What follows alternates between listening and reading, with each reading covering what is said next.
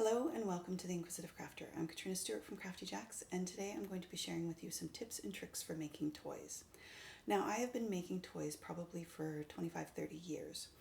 I started making toys in my late teens, early 20s, when I found a pattern that my mom had from the 1960s. It was a simplicity pattern called Going Going Gonks.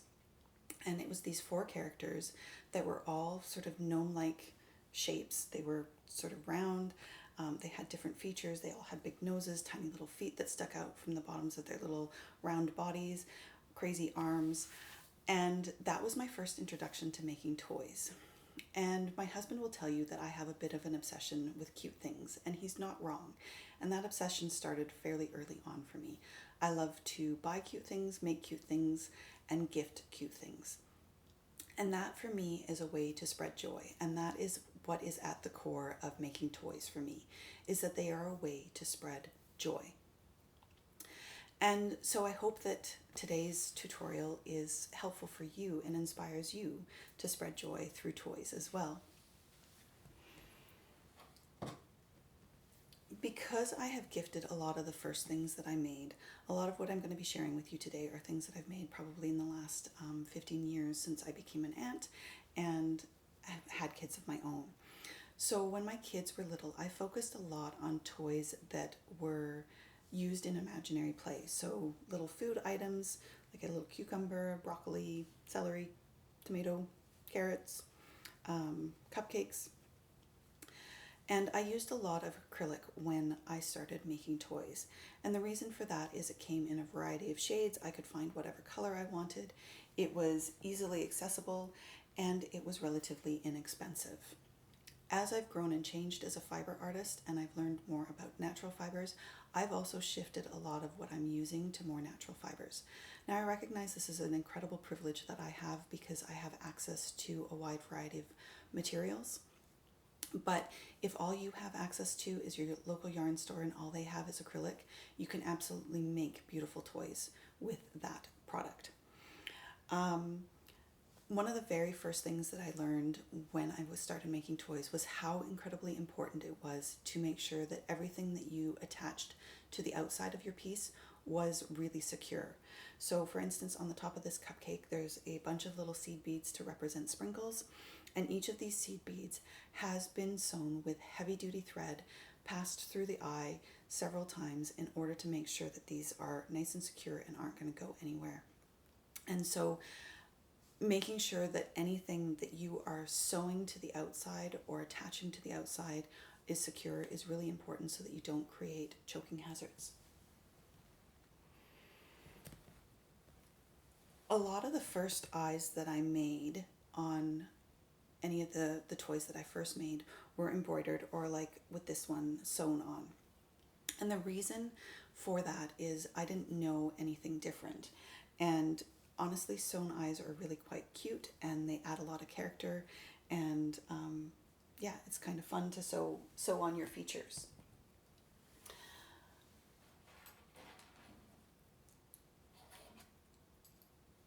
When I got really into making like little amigurumis, one of the things that they talked a lot about was safety eyes. And so safety eyes come in a variety of different shapes and sizes. And they now come in a variety of colors as well. We've just added a bunch to our shop, so I'll link that below as well. But safety eyes are a fantastic thing for creating features if you don't have the expertise or the patience to embroider your features onto your little stuffies.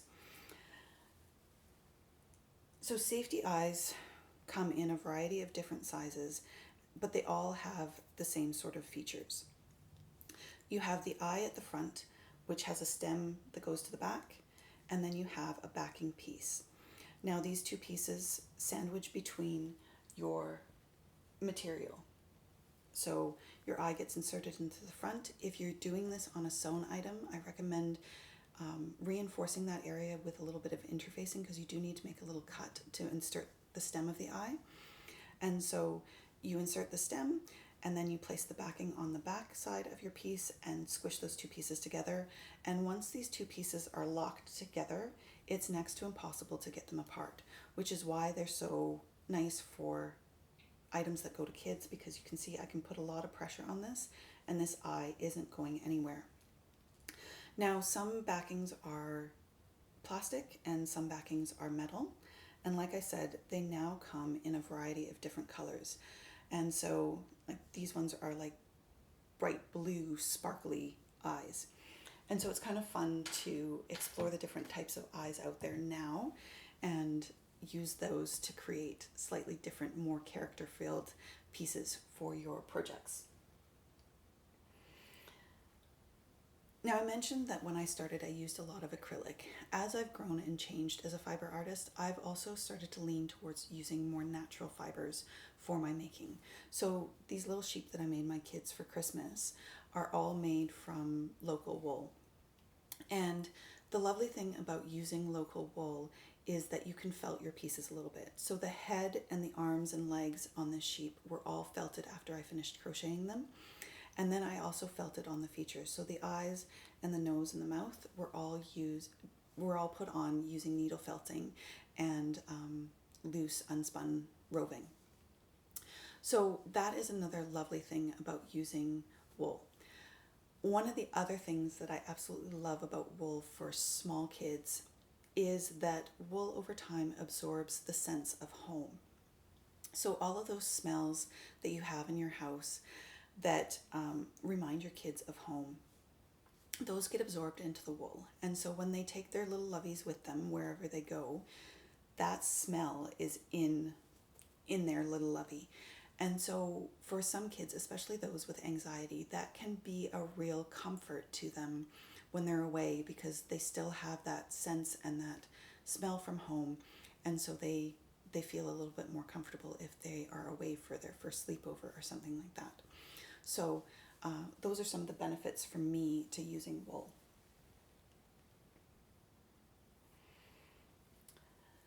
Now, when we talk about stuffing, I started by using a lot of polyfill, and in the case of this, I used actually plastic pellets to fill the stuffy, and that gives it more of like a weight and a beanbag to feel to it.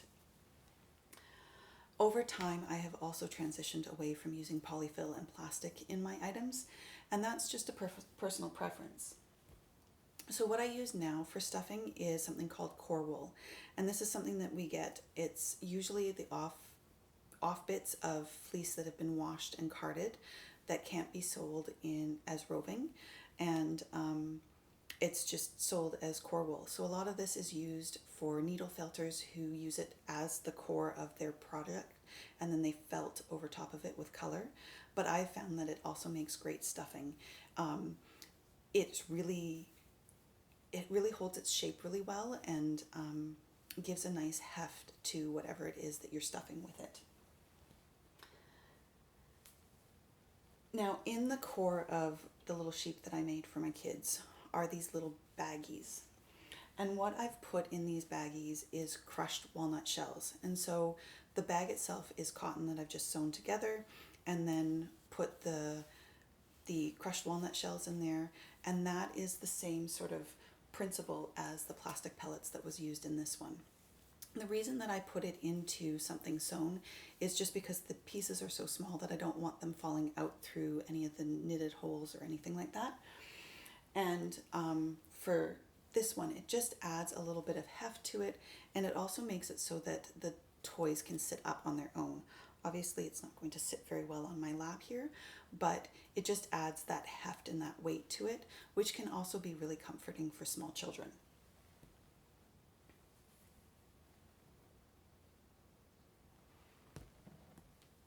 The other thing that I love about using up leftovers is I can create small little items in like an hour, like this little heart. Now, what I plan to do with this heart is wash it to block it, and then once it's blocked, I will stuff it.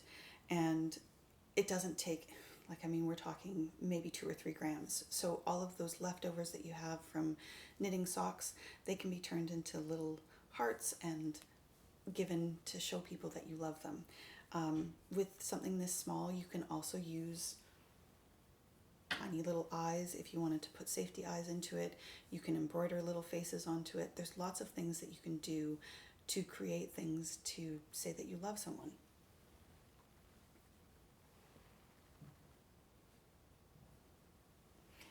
Now, I have become a weaver in the last couple of years, and one of the things that I've had a lot of lying around is my loom waist.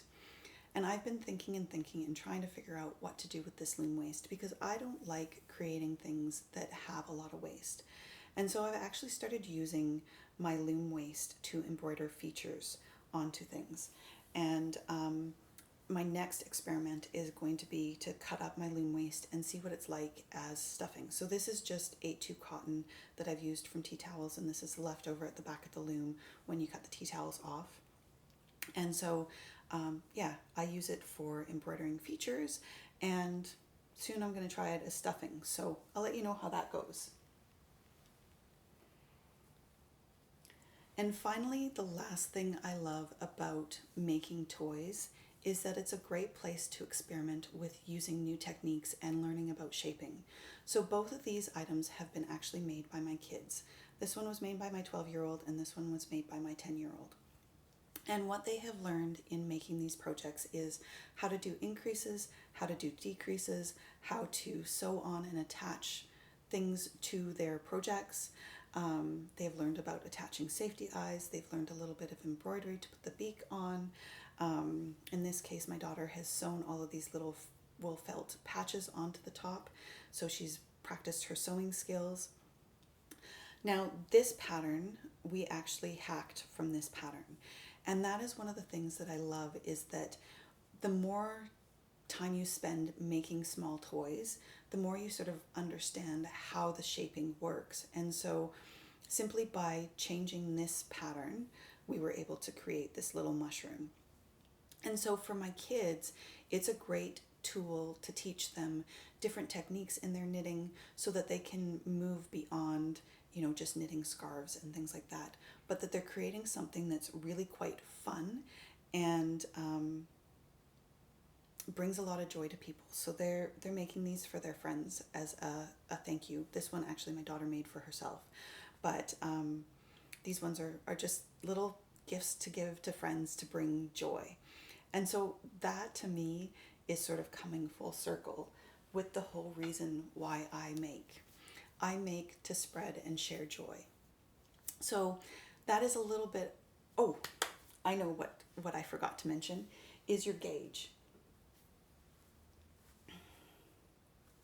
So when we are talking about knitted or crocheted items, it's really important that you go down 2 or 3 needle sizes from what's recommended for the yarn to create a really dense fabric.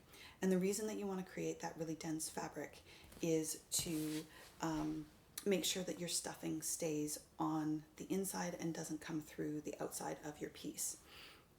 It also creates a lot of stitch definition and makes your piece have a lot of heft and feeling to it.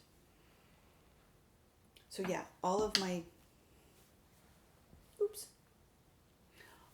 knitted and crocheted items, I've always gone down about 3 needle sizes from what's recommended and what's comfortable. I will say that if you're using sharp needles, it's going to leave little marks in your fingers just from pushing the tips to try and move those stitches along. But yeah. Anyway, back to saying goodbye. Thank you so much for joining me today. I hope that this inspires you to also look at making toys and sharing the joy that way. Thank you so much for joining me. I hope you have a wonderful day, and we'll see you next time. Bye for now.